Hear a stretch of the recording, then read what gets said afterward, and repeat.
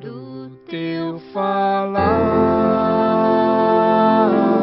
ó Salvador, jamais vou duvidar, é encorajador. Alimento Diário, série Então Virá o Fim. Título do volume 2, As lições necessárias para a edificação da Igreja. Autor Pedro Dong. Título da semana 4, As lições necessárias para a edificação da Igreja.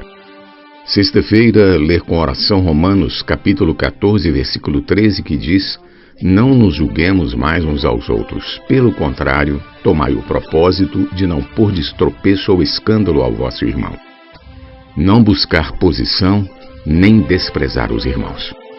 Vimos anteriormente a primeira lição na edificação: deixar nossa capacidade natural na cruz. Usar nossa força natural, nossa mente lógica, racional e natural, além de não edificar a igreja, a destruirá. Hoje veremos a segunda lição importante na edificação: não ambicionar ser o primeiro, obter uma posição, disputar o poder ou lutar pelo primeiro lugar.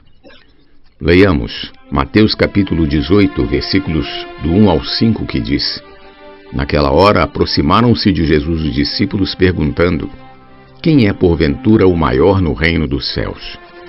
E Jesus, chamando uma criança, colocou-a no meio deles e disse: Em verdade vos digo que se não vos converterdes e não vos tornardes como crianças, de modo algum entrareis no reino dos céus.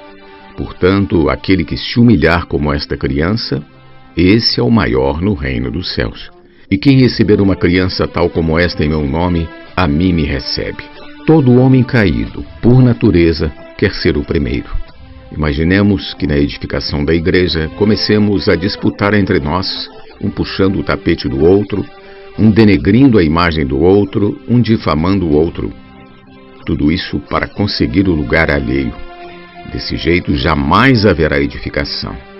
Por isso, em segundo lugar, Deus quer lidar com nossa ambição por posição. Todo mundo quer poder, e essa disputa por posição arruína a igreja.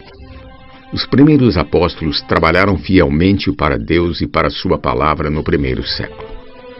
Quando terminou o apostolado de João, entre o final do primeiro século e o início do segundo, já não havia mais palavra profética. Essa ausência de visão faz o povo se corromper, pois ele fica sem direção. Esse tipo de situação enseja as boas intenções, como foi o caso do bispo Inácio de Antioquia. A fim de conservar a unidade da igreja e os ensinamentos dos apóstolos, passou-se a considerar bispo uma posição superior à de presbítero. Bispo e presbítero são a mesma pessoa de acordo com a Bíblia. Bispo é uma designação dada aos presbíteros, realçando sua função de supervisores. No entanto, esse ensinamento errôneo de Inácio tornou os bispos uma classe superior aos presbíteros. Com o tempo, a avidez humana, por poder e por posição, deu início a disputas. Surgiu a hierarquia e o clericalismo na igreja. Esse sistema acabou com a função dos membros do corpo de Cristo. Essa ambição por posição se estendeu por séculos até chegar à condição da igreja em Tiatira. Na igreja de Deus não deve haver disputa por poder. Todos nós precisamos voltar a ser como crianças. Para haver edificação, é preciso que o conceito natural de posição acabe. O maior no reino dos céus deve converter-se numa criança. Você está disposto a seguir esse princípio? Porque dos pobres em espírito é o reino dos céus. Mateus 5:3. O reino dos céus não é daqueles que conseguem tomar à força um lugar para sustentar sua posição e ganância de poder. Na verdade, o reino dos céus é composto daqueles que são pobres de espírito. Nosso Deus é alto e sublime, cujo nome é Santíssimo. Ele habita no lugar mais majestoso e santo do universo. No entanto, ele está ao mesmo tempo presente com o contrito e humilde de espírito, Isaías 57:15, versão King James atualizada.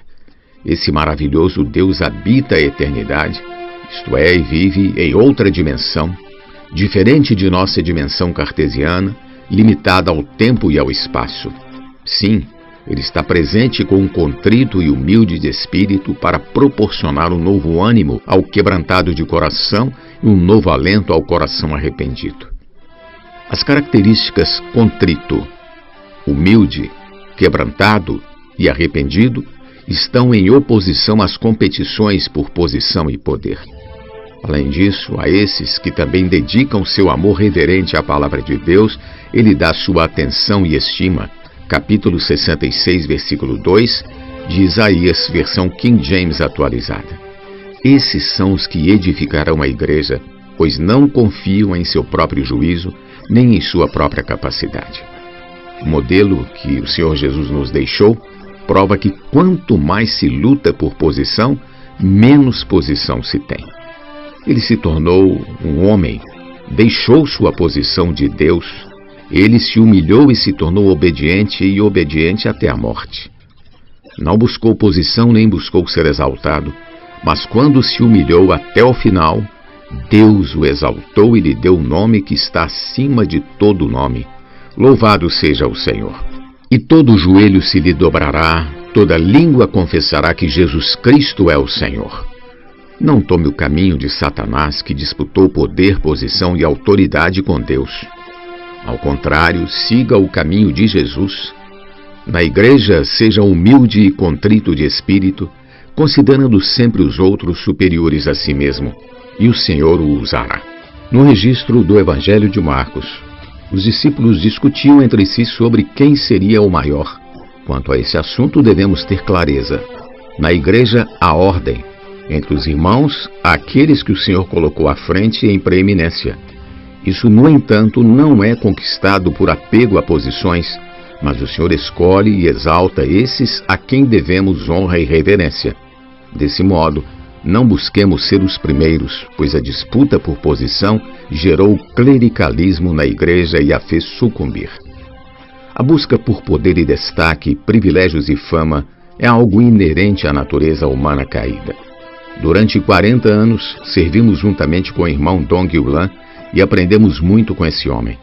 Ele nos ensinou a ser humildes, a não buscar privilégios, a não nos sentar nos primeiros lugares, a ceder lugar a outros, além de muitas outras lições de humildade. Aprendamos que entre nós quem quiser ser o primeiro será o último e servo de todos. Retomando Mateus capítulo 18, temos a terceira lição para a edificação da igreja. Nenhum de vós vive para si mesmo, versículos do 6 ao 9. Nesses versículos vemos que há escândalos, contudo não devemos ser aqueles por meio dos quais o escândalo acontece.